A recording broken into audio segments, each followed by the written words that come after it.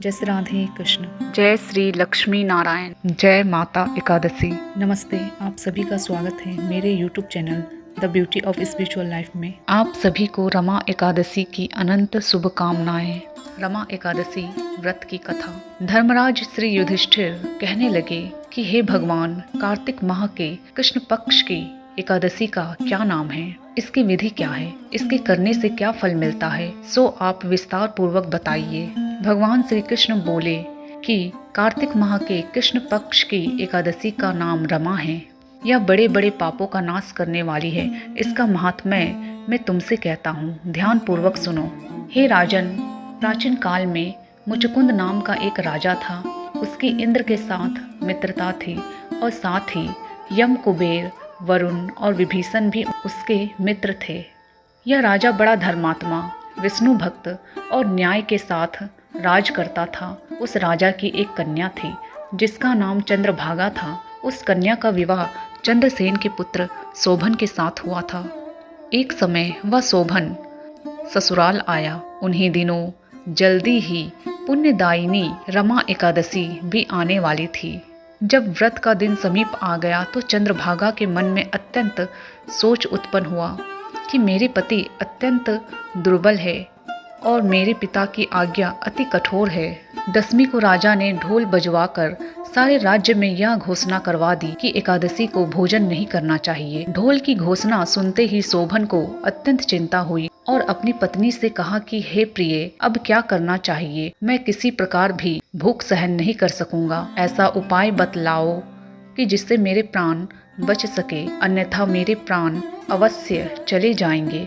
चंद्रभागा कहने लगी कि हे स्वामी, मेरे पिता के राज्य में एकादशी के दिन कोई भी भोजन नहीं करता। हाथी, घोड़ा, ऊंट, बिल्ली, गौ आदि भी अन्न जल आदि ग्रहण नहीं कर सकते। फिर मनुष्य का तो कहना ही क्या है। यदि आप भोजन करना चाहते हैं तो किसी दूसरे स्थान पर चले जाइए, क्योंकि यदि आप यहीं रहना चाहते हैं तो आपको अवश्य व्रत करना पड़ेगा।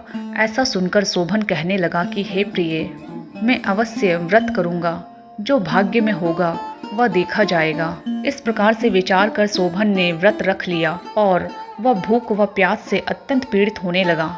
जब सूर्य नारायण अस्त हो गए और रात्रि को जागरण का समय आया, जो वैष्णवों को अत्यंत हर्ष कर देने वाला था, परंतु शोभन के लिए अत्यंत दुखदायी हुआ। प्रातःकाल होते शोभन के प्राण निकल गए।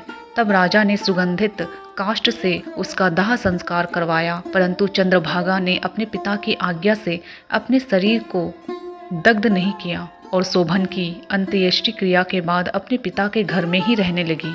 रमा एकादशी के प्रभाव से शोभन को मंद्राचल पर्वत पर धन धान्य से युक्त तथा शत्रुओं से रहित एक सुंदर देवपुर प्राप्त हुआ। वह अत्यंत सुंदर रत्न और मणियों से जटित स्वर्ण के खंभों पर निर्मित अनेक प्रकार की स्फटिक मणियों से सुशोभित भवन में बहुमूल्य वस्त्राभूषणों तथा छत्र व चवर से विभूषित गंधर्व और अप्सराओं से युक्त सिंहासन पर आरूढ़ ऐसा शोभायमान होता था मानो दूसरा इंद्र विराजमान हो। एक समय मुचुकुंद नगर में रहने वाला एक सोम शर्मा नामक ब्राह्मण तीर्थ यात्रा करता हुआ घूमता घूमता उधर जा पहुंचा और उसने शोभन को पहचान कर कि यह तो राजा का जमाई शोभन है, उसके निकट गया। शोभन भी उसे पहचान कर अपने आसन से उठकर उसके पास आया और प्रणाम करके कुशल प्रश्न किया। ब्राह्मण ने कहा कि राजा मुचुकुंद और आपकी पत्नी कुशल से है। नगर में भी सब प्रकार से कुशल है, परंतु हे राजन, मुझे आश्चर्य हो रहा है। आप अपना वृत्तांत कहिए कि ऐसा सुंदर नगर जो ना कभी देखा ना सुना, आपको कैसे प्राप्त हुआ? तब शोभन बोला कि कार्तिक माह के कृष्ण पक्ष की रमा एकादशी का व्रत करने से मुझे यह नगर प्राप्त हुआ है, परंतु यह अस्थिर है। ब्राह्मण कहने लगा कि हे राजन, यह स्थिर क्यों नहीं है?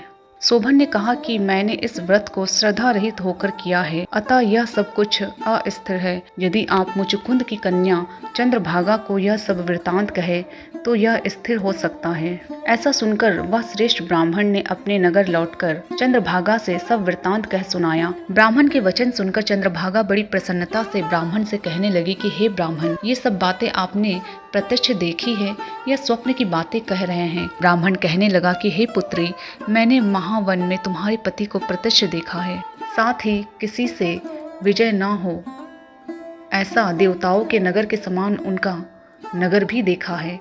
उन्होंने यह भी कहा है कि यह स्थिर नहीं है, जिस प्रकार वह स्थिर रह सके सो उपाय करना चाहिए। चंद्रभागा कहने लगे, हे ब्राह्मण, आप मुझे वहाँ ले चलिए। मुझे पतिदेव के दर्शन की तीव्र लालसा है। मैं अपने किए हुए पुण्य से उस नगर को स्थिर बना दूंगी। आप ऐसा कार्य कीजिए जिससे उनका हमारा संयोग हो, क्योंकि वियोगी को मिला देना महान पुण्य है। सोम शर्मा यह बात सुनकर चंद्रभागा को लेकर मंदराचल पर्वत के समीप वामदेव ऋषि के आश्रम पर गया। श्री वामदेव जी ने सारी बात सुनकर वेद मंत्रों के उच्चारण से चंद्रभागा का अभिषेक कर दिया। तब ऋषि के मंत्र के प्रभाव से और एकादशी के व्रत से चंद्रभागा का शरीर दिव्य हो गया और वह दिव्य गति को प्राप्त हुई। इसके बाद बड़ी प्रसन्नता के साथ अपने पति के निकट गई। अपनी प्रिय पत्नी को आते देखकर शोभन अति प्रसन्न हुआ और उसे बुलवाकर अपनी बाईं तरफ बिठा लिया। चंद्रभागा कहने लगी कि हे प्राणनाथ, आप मेरे पुण्य को ग्रहण कीजिए। अपने पिता के घर जब मैं 8 वर्ष की थी तब से विधि पूर्वक एकादशी के व्रत को श्रद्धा पूर्वक करती आ रही हूँ। इस पुण्य के प्रताप से आपका यह नगर स्थिर हो जाएगा तथा समस्त कर्मों से युक्त होकर प्रलय के अंत तक रहेगा। इस प्रकार चंद्रभागा ने दिव्य आभूषणों और वस्त्रों से सुसज्जित होकर अपने पति के साथ आनंद पूर्वक रहने लगी। भगवान श्री कृष्ण इस कथा का समापन करते हुए कहने लगे, हे राजन, यह मैंने रमा एकादशी का महात्म्य कहा है। जो मनुष्य इस व्रत को करते हैं उनके ब्रह्म हत्या जैसे समस्त पाप नष्ट हो जाते हैं। कृष्ण पक्ष और शुक्ल पक्ष दोनों की एकादशियां समान हैं। इनमें कोई भेदभाव नहीं है, दोनों समान फल देती है। जो मनुष्य इस महात्म्य को पढ़ते अथवा सुनते हैं वे समस्त पापों से छूटकर विष्णु लोक को प्राप्त होते हैं। तो ये थी रमा एकादशी व्रत की कथा। मिलते हैं अगले वीडियो में। आप सभी का धन्यवाद। जय माता एकादशी। जय श्री लक्ष्मी नारायण। जय श्री राधे कृष्ण।